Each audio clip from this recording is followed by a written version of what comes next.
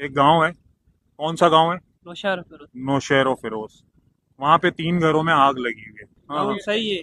कराची है नहीं। हाँ, कराची है, रोकी सकता, हराम पे ही वो मैं करेगा। समझ गया। सही है। हराम पे ही करेगा। हराम पे ही करेगा। हराम पे ही हराम करेगा। पे ही अच्छा। करेगा, महंगाई करेगा। हाँ, वो तो माँ। करेगा। हाँ, वो तो कोई कुछ भी कर लो करेगा। अच्छा, सवाल पूछ लूं अब? हाँ, 3 घरों में आग लगी हुई है। सही।